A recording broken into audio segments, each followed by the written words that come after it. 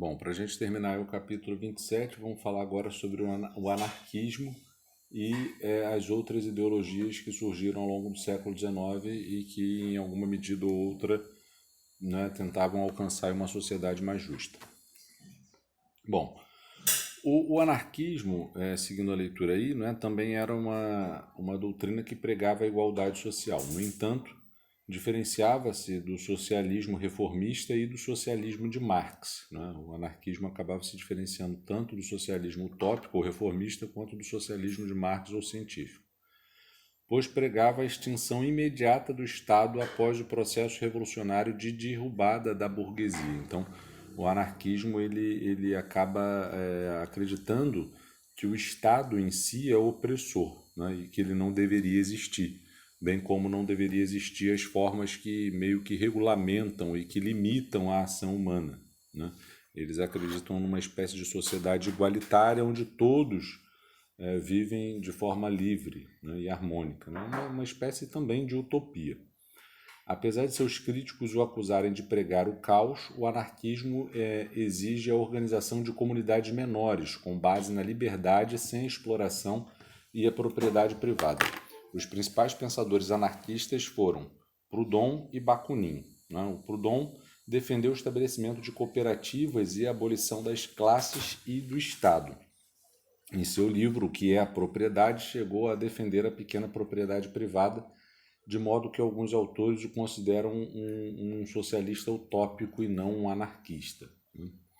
Já o Bakunin acreditava que a liberdade derivava da revolta dos indivíduos contra qualquer tipo de autoridade, seja ela divina ou governamental. Defendeu o uso da luta armada para derrubar o Estado e atingir uma sociedade sem desigualdades sociais.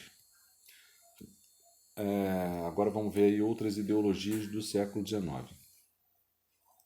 Existiram outras ideologias características do século XIX, entre as quais destacaram-se as seguintes: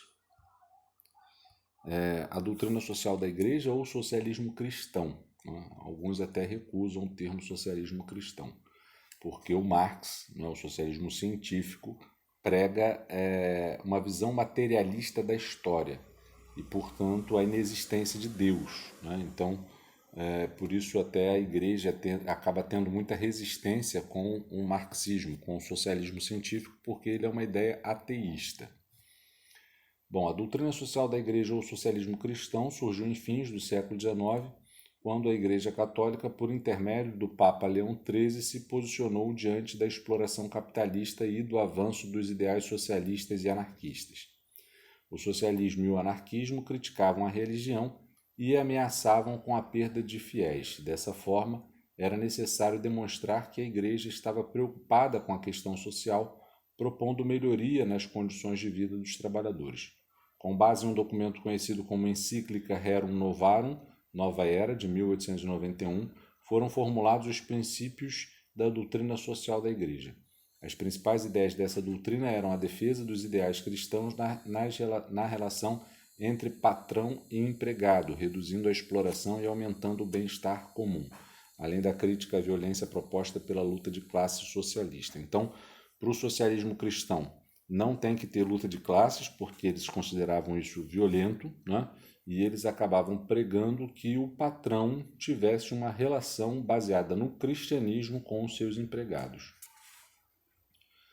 O positivismo. O positivismo foi desenvolvido pelo francês Auguste Comte, que defendia que a humanidade estaria em evolução, passando por 3 estágios: o teológico, o metafísico e o positivo. Em cada um deles, progressivamente se chegaria mais próximo da razão e a ciência dominaria como explicação do mundo.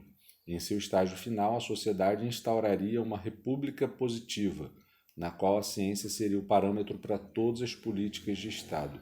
Seu lema era o amor por princípio, a ordem por base e o progresso por fim, o qual inspirou os militares brasileiros no contexto da proclamação da República. Daí o lema, não é, a divisa da bandeira brasileira, da nossa bandeira, ser ordem e progresso, né, porque é um lema positivista. O positivismo, inclusive, já vimos que foi uma doutrina que muito influenciou os os militares e os cafeicultores na proclamação da República no Brasil. Darwinismo social e evolucionismo. Em 1859, Charles Darwin lançou a obra A Origem das Espécies, que postulava, resumidamente, que os ambientes selecionam os organismos mais adaptados para habitar determinado lugar. A conhecida teoria da seleção natural foi usada por intelectuais e pensadores sociais do século XIX como base para explicar a evolução das sociedades humanas. Com isso, os grupos humanos, aos olhos dos europeus evolucionistas, passaram a ser divididos entre primitivos e civilizados. Inclusive, essa doutrina acabou gerando aí uma série de atrocidades que os europeus cometeram contra os africanos e asiáticos por considerarem tanto africanos, principalmente africanos, mas também os asiáticos, inferiores, incivilizados, selvagens. Ok? Bom, então é isso.